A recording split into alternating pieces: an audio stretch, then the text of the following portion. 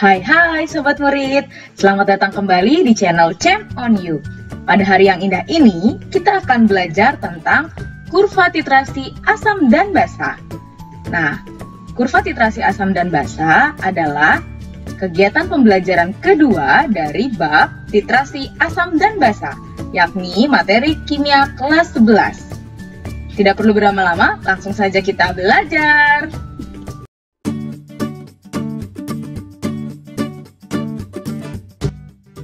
Tujuan dari pembelajaran kita kali ini adalah yang pertama, sobat murid dapat menentukan titik ekivalen berdasarkan gambar kurva titrasi asam basa. Kemudian, sobat murid dapat membuat kurva titrasi asam basa. Lalu, sobat murid dapat menganalisis kurva titrasi asam basa. Dan yang terakhir, sobat murid dapat menyimpulkan hasil analisis kurva titrasi asam dan basa. Kurva titrasi menggambarkan alur pH terhadap volume asam atau basa yang ditambahkan pada saat titrasi. Jadi nanti memang ada untuk garis Y-nya merupakan pH dari yang ada pada Erlenmeyer atau titrat, dan juga pada garis X-nya merupakan volume dari titrannya atau yang ada pada buret. Pada kurva titrasi juga dapat kita lihat titik ekivalen dari reaksi asam dan basa ketika titrasi. Nah, berikut adalah gambar dari kurva titrasi asam basa. Kalian boleh cermati terlebih dahulu dari kurva ini ya. Seperti yang tadi sudah saya sebutkan bahwa pada garis Y-nya ya merupakan pH, namun pH-nya di sini pH dari titrat atau yang ada pada buret. Ada pada Erlenmeyer ya. Kemudian pada garis Y-nya ini adalah volume titran. Nah, kalau namanya titran berarti berada pada buretnya. Mungkin beberapa buku menyebutnya sebagai penitrasi ya, seperti itu. Nah, kalian bisa lihat di sini juga ya garis dari kurvanya. Aslinya ini titik-titik ya, titik-titik misalnya pada pH 2,3 misalnya, volumenya itu di 1 atau 2 mili. Titik-titik yang kemudian kita sambungkan dan membentuk sebuah. Nah, di sini juga bisa dilihat titik ekivalennya ya. Daerah titik ekivalen ya dengan pH 7 kiranya. Kemudian nanti dia naik lagi ketika penambahan titran berlebih. Nah, untuk perhitungan pH kurva titrasi ada 4 perhitungan ya yang akan kita lakukan. Yang pertama, perhitungan pH sebelum penambahan titran, yaitu pada labu Erlenmeyer-nya. Jadi sebelum ditetesi oleh titran yang ada pada buret, kita hitung terlebih dahulu pH-nya. Kemudian yang kedua, kita mulai hitung untuk pH ketika penambahan titran ya, sedikit demi sedikit. Misalnya kita mengambil di 5 mili atau 10 mili ya, sebelum tercapainya titik ekivalen. Yang ketiga, kita menghitung pH titik ekivalen ya. Ketika pH titik ekivalen ini mol asam sama dengan mol basa atau mol H+ sama dengan mol OH-. Sehingga ini bisa pakai rumus penetralan ya, reaksi penetralan. Yang selanjutnya kita hitung dengan pH dari hidrolisis ya. Kenapa hidrolisis? Karena ketika hidrolisis OH- molnya sama dengan mol H+, sehingga tersisa hanyalah mol garam saja. Yang terakhir, kita akan menghitung pH ketika titran berlebih alias sudah terlewati titik ekivalennya. Baik sobat murid, sekarang kita masuk ke dalam contoh kurva titrasi asam dan basa. Yang pertama adalah kurva titrasi untuk titrasi asam kuat oleh basa kuat ya. Contohnya seperti ini. Perubahan pH pada penetralan asam kuat oleh basa kuat ya. Contohnya 25 mili larutan asam klorida dengan molar atau konsentrasinya 0,1 yang ditetesi dengan larutan natrium hidroksida 0,1 molar sedikit demi sedikit ya, sehingga mencapai volumenya 50 mili. Setiap perubahan pH-nya dicatat, berikut juga volume natrium hidroksida atau titrannya yang ditambahkan ke dalam buret juga dicatat. Nah, sebelum kita masuk ke dalam perhitungan pH dan pembuatan kurva, kita harus tahu terlebih dahulu posisi dari larutan asam kuat dan basa kuat yang terlibat dari contoh ini. Karena kita tahu bahwa rangkaian titrasi itu ada larutan pada buret dan larutan pada Erlenmeyer, kita harus tentukan dulu kira-kira yang menjadi titran atau yang ada pada buret itu yang mana, dan yang ada pada Erlenmeyer atau yang menjadi titrat itu yang mana. Ya, sambil saya menggambar, boleh sobat murid memikirkan ya, dan menimbang yang mana yang menjadi larutan pada buret dan yang mana yang menjadi larutan pada labu Erlenmeyer.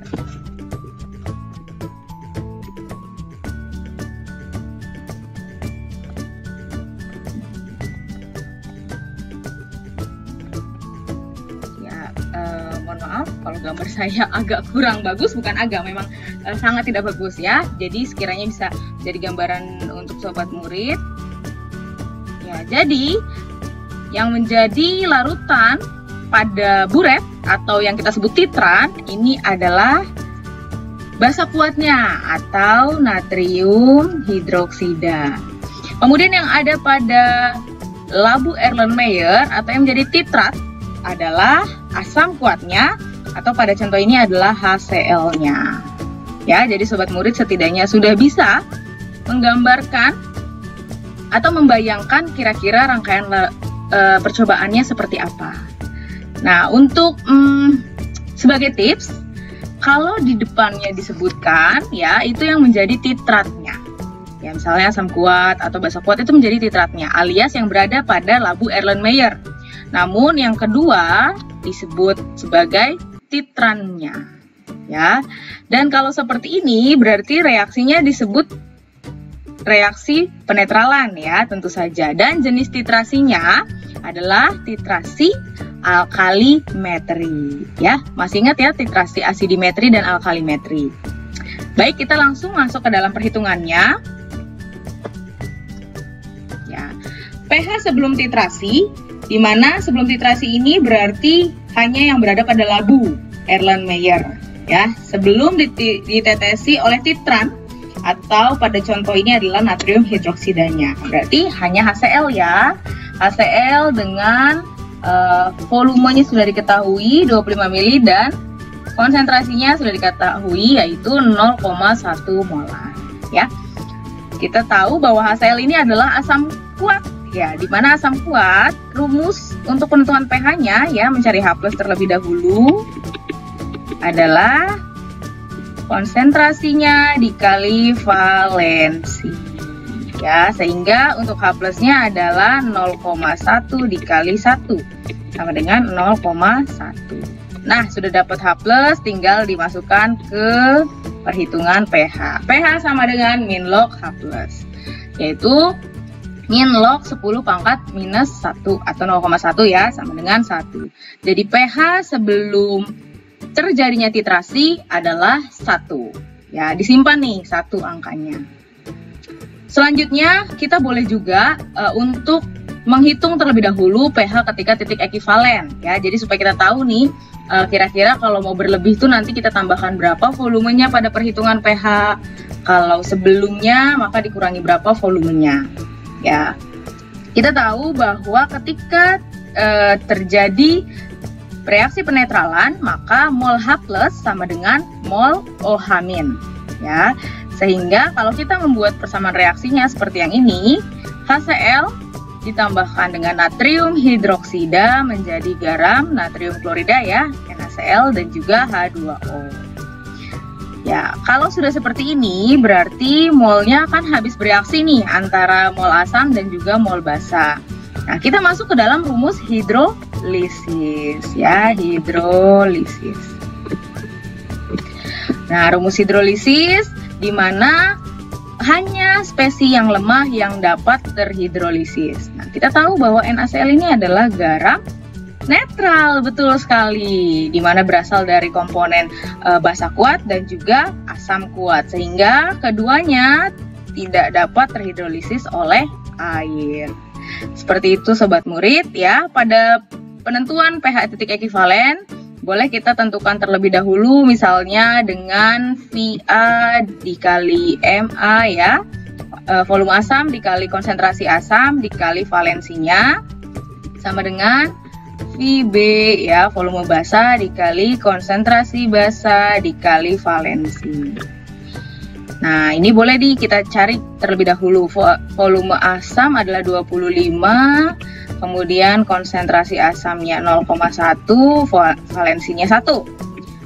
Kemudian volume basanya adalah yang kita cari ya, kira-kira berapa sih ketika mencapai titik ekivalen.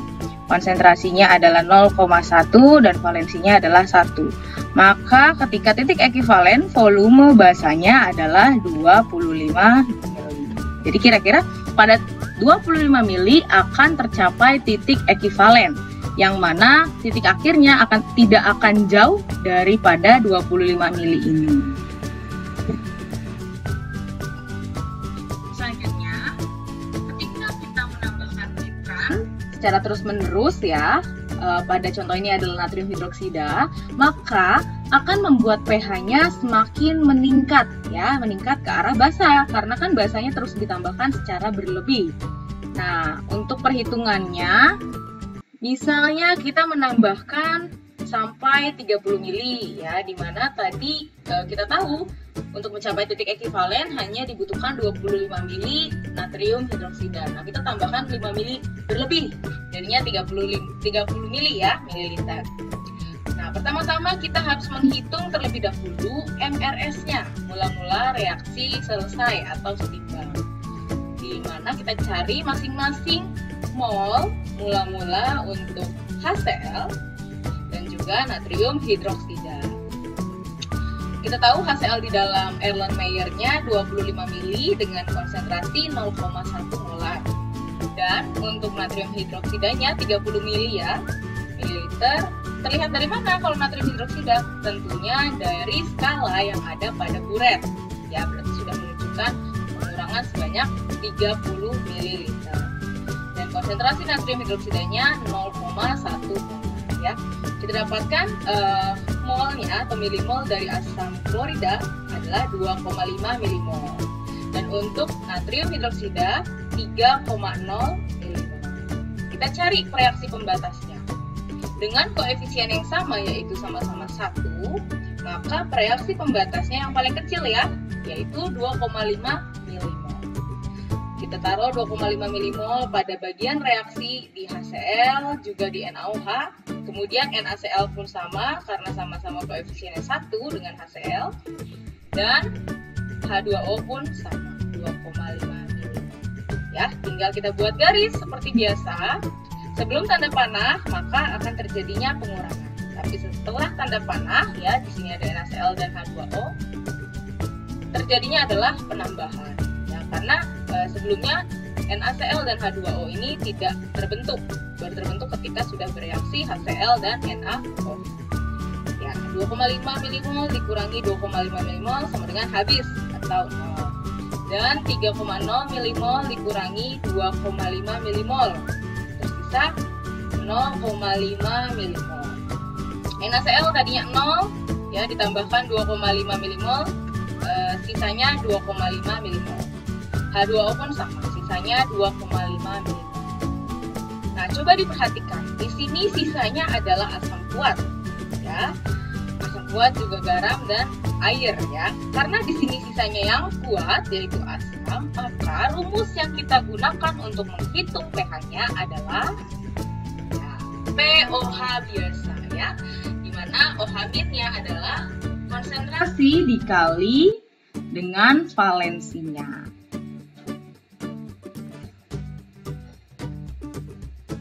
Nah, tadi kita sudah tahu ya, untuk mencari pH-nya menggunakan pOH biasa. Nah, sekarang kita hitung terlebih dahulu konsentrasi dari natrium hidroksidanya. Mol sisa dibagi volume total. Mol sisanya tadi kita sudah dapat ya, 0,5 milimol. dibagi volume totalnya, ya di Erlenmeyer ada 25 mili HCl dan 30 mili dari natrium hidroksida, ya. Dijumlahkan dan kita bagi. Konsentrasi dari natrium hidroksidanya adalah 9,1 dikali 10 pangkat minus 3 molar. Ya, ini agak saya bulatkan, boleh yang sesuai dengan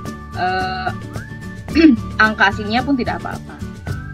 Selanjutnya sudah diketemukan konsentrasi dari natrium hidroksida, kita hitung untuk pH-nya, ya, dimana OH- ya, konsentrasi dikali valensi. Konsentrasinya tadi 9,1 dikali valensinya 1, ya, maka sama saja dengan 9,1 kali 10 pangkat minus 3. Barulah kita hitung pOH-nya, ya, min log dari OH-nya yaitu 9,1 kali 10 pangkat minus 3. pOH kita dapatkan 3 min log 9,1. Ingat, ini baru baru pOH, maka kita harus cari pH-nya, ya. pH-nya tinggal 14 dikurangi dengan pOH.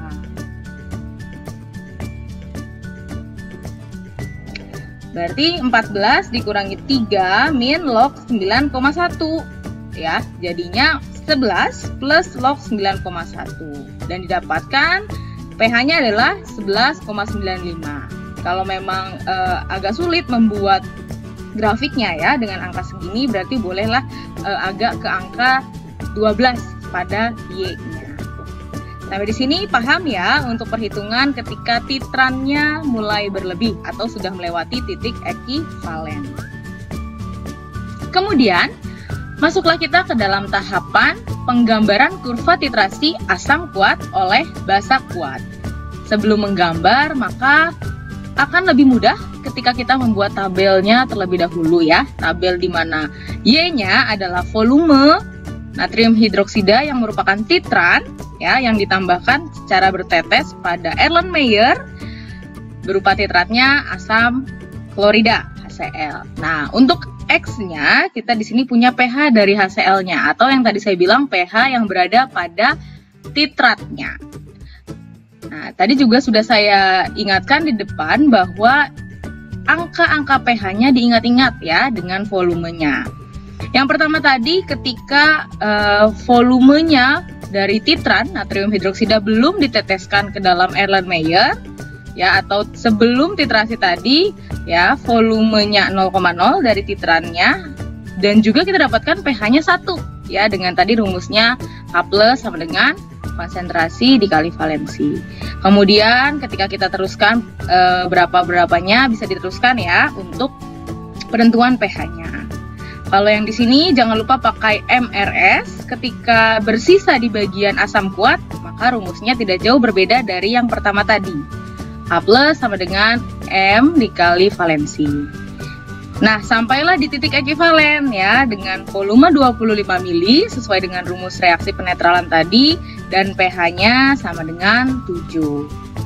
Kemudian kita boleh menghitung lagi kalau di sini mau dihitung dengan teliti, ya, atau detail dengan MRS tentu saja, dan juga sampailah kita kepada volume titran atau natrium hidroksida yang berlebih. Tadi kita hitung di 30 mili, ya, natrium hidroksidanya. Dan didapatkan tadi pH kita 11,95 atau bisa kita bulatkan menjadi 12,00. Dan seterusnya sampai sesuai dengan perintah, yaitu 50 mili. Nah, kita sudah dapat data-data ini. Baru kita plotkan pada kurva titrasi asam kuat oleh basa kuat. Nah, kira-kira kurvanya seperti ini. Dimana tadi ketika pH-nya masih di bawah, ya, 0, itu mulai di 1 angkanya. Kemudian terus menerus sampai di titik ekivalennya di 7. Ya, di 7 titik ekivalen. Lanjut lagi ketika berlebih mulai naik dan sampailah di 12, sekian, ya.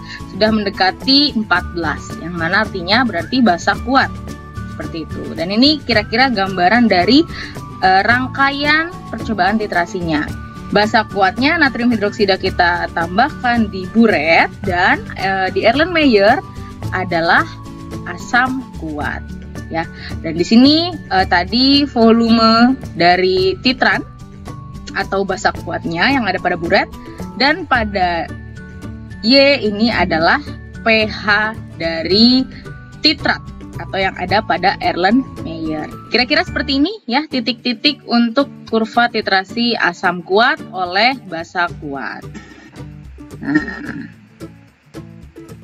jadi sudah paham ya untuk penentuan titrasinya. Boleh nanti kalau mau detail masing-masing per berapa mili ditambahkan dan dihitung pH-nya, boleh juga di 4 titik itu, minimal 4 titik itu. Kemudian mungkin juga ada pertanyaan, kok di sini sepertinya agak tetap atau sedikit saja perubahannya. Di sini juga begitu. Di sini bisa terjadi larutan penyangga kalau nanti salah satunya ada yang lemah spesinya ya. Begitu juga yang seperti ini. Nah, untuk lebih menyimpulkan berarti ketika awal ya pH-nya, rumus yang kita gunakan adalah rumus asam kuat atau basa kuat ya, tergantung dari yang mana yang menjadi titratnya. Selanjutnya titik ekivalen, tentunya rumus penetralan ya, reaksi penetralan supaya menentukan pada volume berapa dapat terjadinya pH netral. Kemudian mulai ke atas ya, ini berarti kan volume natrium hidroksida atau volume basanya sudah mulai berlebih, sehingga nanti yang akan tersisa adalah basa kuatnya. Maka pada poin yang ini ya, di daerah ini kita menggunakan rumus pH dari basa kuat itu sendiri ya. Jadi memang pada pembuatan kurva ini sudah menjadi akumulasi dari rumus-rumus pH yang kita pelajari pada pelajaran-pelajaran sebelumnya. Selanjutnya adalah kurva titrasi basa kuat dengan asam kuat atau kurva titrasi basa kuat oleh asam kuat. Nah, kita tahu tadi yang mana disebutkan duluan, maka itulah yang berada pada Erlenmeyer atau yang menjadi titratnya. Betul. Maka di sini pada rancangan percobaannya basa kuatnya kita taruh larutannya di dalam labu Erlenmeyer-nya. Ya, dengan kata lain larutan basa kuatnya yang akan kita cari konsentrasinya. Kemudian asam kuatnya yang menjadi larutan standar dan berada pada buretnya ya, menjadi titrannya. Nah, ini tadi ya penjelasan untuk rangkaian percobaannya. Nah, ini dimulai dari pH tinggi menuju ke pH yang rendah setelah melewati titik ekivalen. Ya, karena dia sama-sama kuat, tentu saja pada saat di titik ekivalen, ya, garam yang terbentuk adalah garam netral dan pH-nya pun netral, ya, sama dengan 7. Nanti tinggal kita cari aja volume berapa tercapainya titik ekivalen. Maka, oh ternyata volume di 25 tadi, maka di sebelah sinilah, misalnya ini 25 ya, misalnya ini 25 gitu, maka pada volume 25 ml titik ekivalennya tercapai. Dan juga ini agak kebalikan dengan tadi kurva titrasi asam kuat oleh basa kuat ya, dimana pH-nya kan dari yang tinggi. Kenapa? Karena basa kuat ini pH-nya itu kan mendekati 14, jadi dia tinggi dulu titiknya ya, sampai akhirnya turun ke bawah ya. Ke bawahnya pun ini mendekati 0 karena yang menjadi titrannya adalah asam kuat. Nah, kalau asam lemah mungkin dia agak di tengah-tengah atau agak mendekati 7. Kalau asam kuat dia mendekati 0.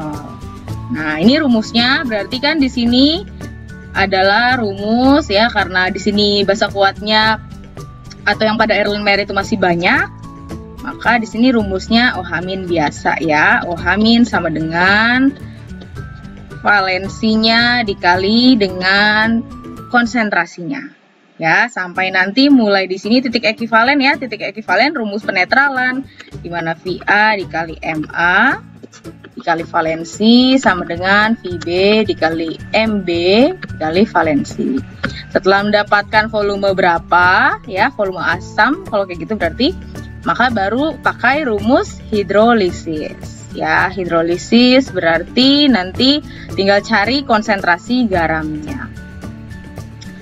Kemudian kalau sudah masuk ke sini dan seterusnya ini berarti kan H plusnya atau asam kuatnya sudah berlebih, ya, maka di sini pakai yang awal, ya, konsentrasi dikali valensi. Seperti itu, ya. Mungkin nanti ketika asam lemah ada yang menggunakan rumus buffer di sini, ya, karena asam lemahnya sudah berlebih misalnya. Nanti ada. Nah, tapi kalau sesama kuat seperti tadi ini adalah asam kuat dan basa kuat, maka rumusnya rumus-rumus konsentrasi H+ dan OH- yang untuk asam dan basa kuat. Dan hidrolisisnya pun hidrolisis tidak terhidrolisis, ya, jadinya otomatis garamnya netral. Seperti itu untuk kurva titrasi basa kuat dengan asam kuat. Kurva ketiga yang akan saya jelaskan adalah kurva titrasi asam lemah dengan basa kuat. Nah, bisa dilihat seperti di sini gambar dari kurvanya, ya. Dan sesuai dengan namanya, asam lemah akan menjadi titratnya, ya, yang berada pada labu Erlenmeyer, dan akan kita tentukan konsentrasinya. Kemudian yang menjadi titrannya atau berada pada buret adalah basa kuatnya yang akan ditetesi ke dalam Erlenmeyer. Nah, kira-kira gambar kurvanya seperti ini, dan ini adalah rangkaian percobaan untuk titrasi asam lemah dengan basa kuat. Ya, seperti yang tadi ini sudah kita bahas bersama, dan dimulai dari pH yang rendah menuju pH tinggi. Dan juga titik ekivalen berada di atas 7 biasanya atau pada umumnya. Nah, kenapa di sini tidak seperti dengan asam kuat, ya? Kalau asam kuat kan mendekati 0. Nah, kalau di sini di kurva titrasi asam lemahnya ini, karena kita pakai titratnya asam lemah, maka pH-nya itu tidak mendekati 0, ya, melainkan dia mulai berjalan atau mulai mendekati pH 7, ya. Balik lagi, ini adalah asam lemah. Kemudian barulah menjulang naik sampai ke pH-nya itu mendekati 14. Nah, mendekati 14 karena ini adalah basa kuat. Kalau tadi dia basa lemah, maka dia malah mendekati 7. Seperti itu. Nah, di sini hanya ada sedikit perbedaan rumus saja untuk perhitungan pH-nya, di mana karena kita menggunakan spesinya adalah asam lemah, maka perhitungan pH-nya pun dengan H+ untuk asam lemah, yaitu apa? Akar Ka dikali konsentrasinya. Ya, selama dia masih berlebih, maka akan menggunakan rumus ini. Ya, seperti itu.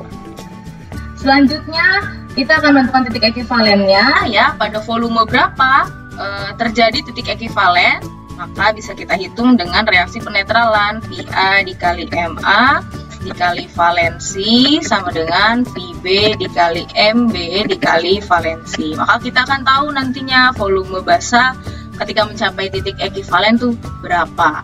Dan juga kalau ketika mencari percobaan, berarti titik akhirnya tidak boleh jauh-jauh dari angka titik ekivalen, ya, volume basa pada titik ekivalen. Nah, setelahnya di sini perhitungan pH-nya, karena ini adalah asam lemah dan basa kuat, ya, maka kita akan menghasilkan garam basa. Di mana garam basa ini berarti kita pakai rumus hidrolisis, ya. Ini saya tulis garam basa. Nah, hidrolisisnya karena garam basa, maka OH- ya, gitu. OH- sama dengan akar KW per Ka dikali konsentrasi garam dikali valensi. Nah, untuk titik ekivalen kira-kira ini rumusnya. Setelah dapat OH-nya, maka kita cari POH-nya dan barulah kita cari pH-nya.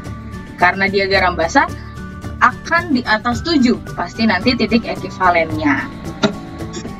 Selanjutnya, ketika kita terus meneteskan titran atau larutan basa kuatnya, maka nanti basa kuatnya akan berlebih nih di sini ya. Pada daerah ini basa kuatnya akan berlebih. Dimana ketika basa kuatnya berlebih, maka rumus yang kita gunakan adalah rumus OH- untuk basa kuat ya, konsentrasi dikali valensi. Setelahnya baru kita cari pOH-nya dan pH-nya. Nah, jangan lupa untuk masing-masingnya itu kita harus tentu menggunakan MRS ya, mula-mula, reaksi, dan setimbang atau sisa. Dari mol sisa itulah baru kita bagi dengan volume total untuk kita cari konsentrasi masing-masing. Nah, kira-kira seperti itu untuk kurva titrasi asam lemah dengan basa kuat. Kurva titrasi yang keempat adalah kurva titrasi basa lemah dengan asam lemah, di mana kedua spesinya adalah spesi lemah. Jadi kurvanya sedikit seperti ini ya, nggak terlalu menjulang keduanya, jadi kayak tengah-tengah aja. Nah, sesuai dengan namanya basa lemah yang pertama, maka yang menjadi titratnya ya, atau yang berada pada labu Erlenmeyer, dan kita akan cari konsentrasinya. Sedangkan asam lemah di sini berada pada buret ya, sebagai larutan baku yang akan menjadi titran. Nah, kira-kira rangkaian percobaannya seperti ini. Dan dimulai dari pH yang tinggi menuju yang rendah. Namun karena dia adalah spesi yang lemah keduanya, maka tidak terlalu mentok nih. Jadi seperti ini ya, dia sudah mulai mendekati ke 7, dan juga begitu dengan asam ya. Jadi dia tidak sampai ke bawah atau sampai ke 0, karena asam yang digunakan untuk titran adalah asam lemah. Kemudian untuk pH bisa di sekitar 7 ya, karena ada juga kasus di mana asam lemah dan basa lemah memiliki garam yang netral. Nah, tapi itu tergantung dengan nilai Ka ataupun Kb-nya. Jika Ka-nya lebih besar, maka titik ekivalennya sedikit berada di bawah 7. Ya, karena dia cenderung menjadi garam asam. Namun jika Kb-nya lebih besar, maka pH-nya berada sedikit di atas 7. Karena garam yang terbentuk adalah garam basa. Nah, seperti yang tadi ya, berarti kalau yang ini kita menggunakan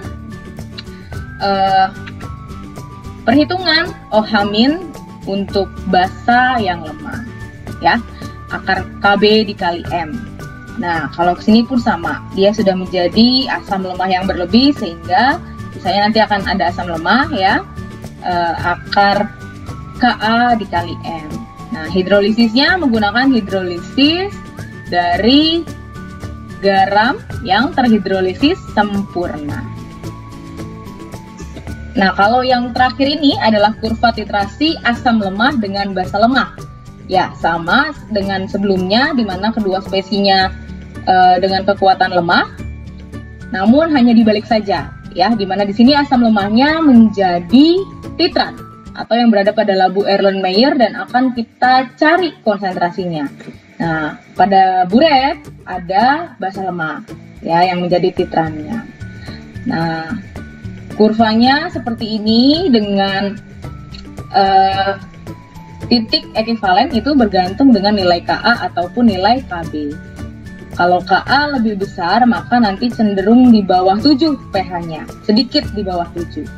Namun kalau Kb lebih besar, maka pH-nya cenderung di atas 7 sedikit. Nah, tapi dia tidak sampai tinggi sekali untuk masing-masing pH 14 atau 0-nya, karena kedua spesinya untuk titrat dan titrannya sama-sama lemah. Well, Sobat Murid, kita sudah sampai di penghujung pembelajaran kita pada hari ini. Nah, sekarang Sobat Murid, silakan simpulkan apa yang sudah Sobat Murid pelajari dari video pembelajaran hari ini. Boleh ditulis di kolom komen atau di buku catatan masing-masing. Ya, good job untuk Sobat Murid yang sudah menuliskan kesimpulan pembelajaran hari ini. Sobat Murid, terima kasih sudah menonton video saya. Jika kamu merasa video ini bermanfaat, silakan klik tombol like, komen, dan share untuk berbagi ilmu kepada sesama. Jangan lupa klik tombol subscribe untuk kamu yang ingin terus belajar bersama di Champ on You. Saya Brenda Karina mengucapkan sampai jumpa.